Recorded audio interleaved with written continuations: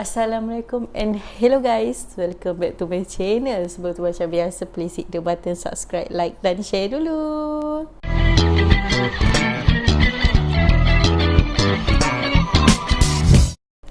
Macam tak asyik sangat semua.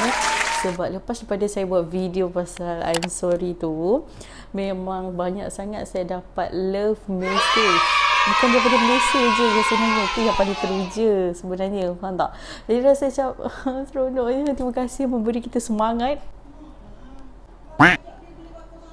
Allah, dia nak buat video je ni. Sagi 10 minit. Saya dah berdiri semula, okay, untuk korang semua. So, tanpa membuang masa je, kita teruskan untuk kes seminggu ni. Sebenarnya memang dah ramai yang teramat dah cerita pasal kisah ni. But, masih lagi yang tak putus asa cakap, Miss, diorang memang bercerita, tapi kami nak cara Miss bercerita. So, untuk korang, I'll do that. Okay, mengenai gadis yang amat cantik, kecantikannya sehingga membawa kepada pembunuhan. Seorang gadis yang bernama Junko Furuta. Junko Furuta ni merupakan seorang gadis yang berusia 16 tahun. Dia lahir dekat Saitama, Jepun. Dia lahir pada 18 Januari 1971. Dia ni seorang gadis yang sangat cantik dan dia bebas daripada segala kegiatan yang memburukkan. Contohnya macam minum arak, isap rokok. Dia bukan jenis macam tu. Pada 22 November 1988, Junko Furuta ni, dia banyak sumber yang mengatakan dia baru pulang daripada sekolah nak pergi ke kerja part time, but ada lagi sumber lain yang mengatakan bahawa dia baru pulang daripada kerja part time untuk pulang ke rumah. So saya tak tahu mana betul, tapi mostly banyak adalah dia baru pulang daripada sekolah nak pergi ke kerja part time dia. So dalam perjalanan dia balik ni, dia terserempak dengan sekumpulan remaja yang diketuai Hiroshi Miyano. So Hiroshi Miyano ni, dia sebenarnya adalah seorang yang berdarah Yakuza. So korang macam faham kan, Yakuza ni macam mana dekat Jepun ni adalah sebuah yang macam, bukan nak tapikkan sebagai alung, saya nak bagi perumpamaannya, dia punya gangster dia tu lah. So Miyano ni, dia ada kawan dia lagi 3 orang, Kami Sakujo, Nobuharu Minato, Yasashiro Watanabe. Rupa-rupanya Miyano ni pernah confess dekat Furuta. Furuta telah menolak cinta Miyano ni, so dia menimbulkan rasa macam dendam, kenapa kau tolak cinta aku. But Furuta ni, dia seorang gadis yang polos, so dia tak dapat nak assume apa-apa yang diorang nak buat. Tak lama lepas tu, diorang terus colik Miyano. Diorang pergi ke rumah Minato. Dalam perjalanan diorang ke rumah Minato tu, diorang ada berhenti dekat sebuah kawasan dan diorang telah merogol Furuta beberapa kali di kawasan tersebut. Kemudian barulah bawa pulang ke rumah Minato. Sampai je dekat rumah Minato ni duduk dengan keluarga. So keluarga dia cakap, ni siapa ni? So dia cakap, ini awet Miyano, macam tu lah. So family dia rasa macam, okay, standard lah kawan-kawan nak remaja, ada makwa-makwa macam tu. Hiroshi ni bagi tahu dekat Furuta, kalau kau nak family kau selamat, kau ikut apa yang kita orang cakap. Kalau tak, family kau akan dibunuh oleh Yakuza. So Furuta ni rasa macam takut. Tak lama lepas tu, memang family Furuta ni cari Furuta sampai meluaslah kegiatan pencarian dia. So bapak dia ni terima satu panggilan daripada nombor yang tak dikenali. So bapak dia angkat, lalas dengar, ni Junko Furuta ni cakap dekat bapak dia, ayah jangan teruskan pencarian, saya sebenarnya memang nak melarikan diri daripada rumah, tak ada sebab saya dicolik atau apa-apa. So ayah stop, tak payah nak cari saya lagi. Macam tu. Family dia rasa macam, ya ke, kau memang nak larikan diri, mungkin dia akan balik ke rumah. Yang paling mengejutkan dekat dalam kisah ni, apabila sebenarnya family Minato ni tahu ya Junko ni bukan kawan rapat anak-anak dia, dan dia tahu Junko sebenarnya gadis yang telah dicolik oleh anak dia sendiri. But family dia tak buat apa-apa sebab family dia, takut dengan Yakuza. Yakuza dekat Jepun ni memang besar gila. Polis pun ada, boleh berada dalam genggaman diorang sebenarnya, orang-orang yang berpengaruh ni. Mostly kepada kaitan dengan orang-orang dalam lah, macam tu. Rumah neraka 44 hari. So sepanjang 44 hari tu sebenarnya Junko Furuta telah diseksa.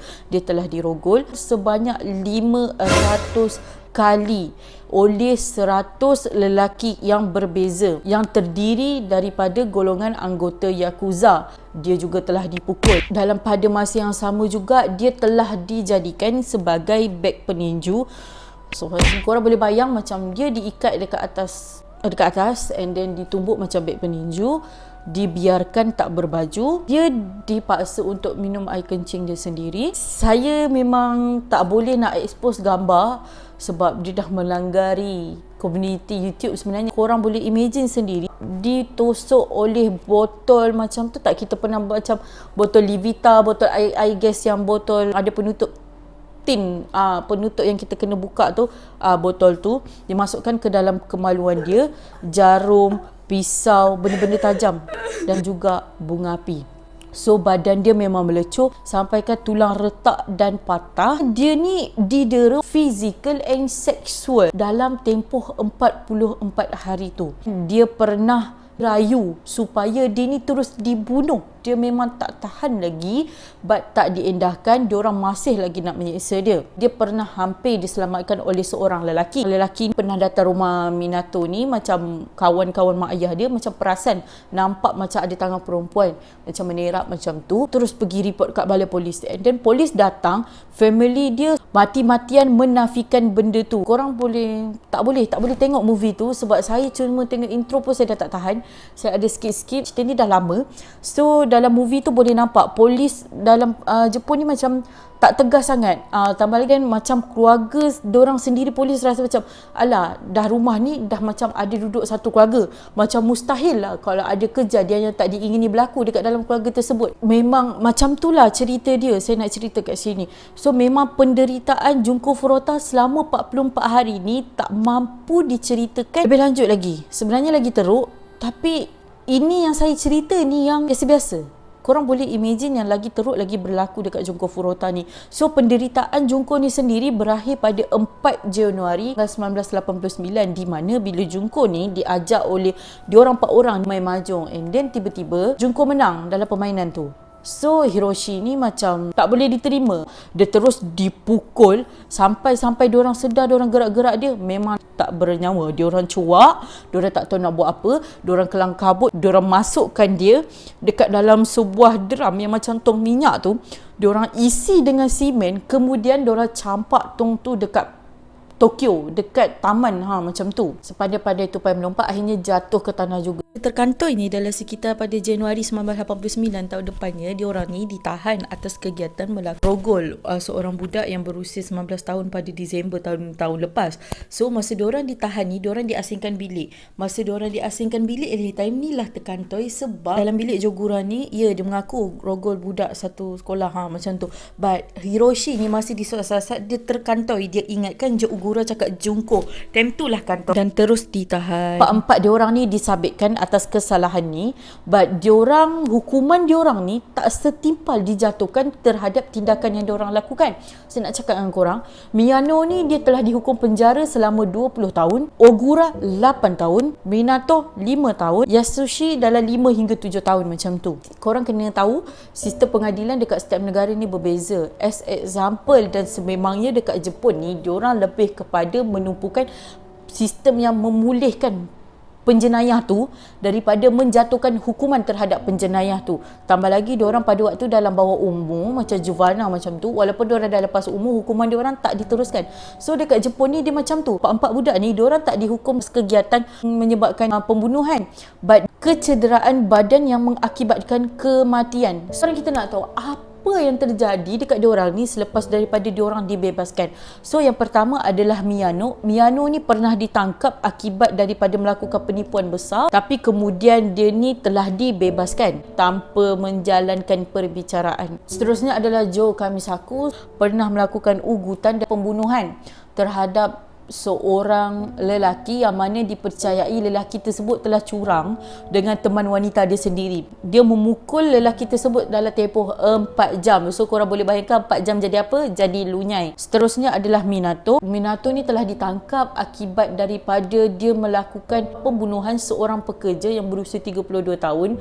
Puncanya sebab dia tenung Minato dekat bawah lampu traffic light. Macam tu. Lepas tu Minato macam tak puas hati dengan dia. Dia macam usah-usah, kau pahal penaku. Pahal penaku. Macam tu. Dia jadi macam tu. Terus bunuh lelaki tersebut. Dia kelar dekat leher dia. Tapi tak jelas.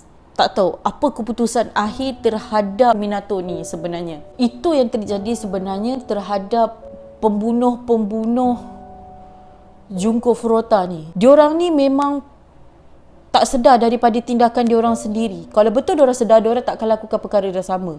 Dah agak mustahil lah untuk diorang sedar sebenarnya. Dah macam tak hati perut langsung diorang dah pernah buat dekat Junko Furuta tu. Ramai juga yang menimbulkan pertanyaan terhadap sistem pengadilan Jepun ni terhadap remaja diorang sendiri. Tapi satu yang pasti adalah Junko Furuta ni dia mendapat ketidakadilan daripada sistem pengadilan dan diri dia sendiri. Na'udzubillah min zalik, minta dijauhkan benda-benda macam ni. Macam biasa saya cuma nak cerita, nak bagi korang tahu benda ni, bagi korang ambil tahu benda ni. Sebenarnya korang sebenarnya lebih banyak pengajaran yang korang boleh dapat daripada kisah Junko Furuta ni. Saya tahu memang ramai sangat ada cerita benda ni, but saya masih lagi nak cerita sebab ada yang masih tak putus asa untuk minta saya ceritakan pasal penderitaan Junko Furuta ni selama 44 hari, dan saya hadap mata saya untuk tengok cerita. Saya tak perlu nak ulas panjang. Korang boleh keluarkan sendiri pengajaran kat bawah. Please, tulis banyak-banyak pengajaran kat bawah. Orang lain dapat baca. So, bila orang lain dapat baca, akan menyedarkan orang lain. Terima kasih banyak-banyak untuk yang support. Yang hampir saya berputus asa di tengah jalan. Tapi disebabkan kalian semua, saya menjadi bersemangat semula. So, insyaAllah kita akan jumpa lagi untuk video akan datang untuk kisah yang lebih menarik. Jangan lupa untuk tekan button subscribe, like dan share dulu. Itu je. Assalamualaikum warahmatullahi wabarakatuh. Bye bye. Lagi mana? Tunggu dulu. Jangan lupa untuk tekan button subscribe, like dan juga share. Dan pada jangan lupa untuk tekan loceng.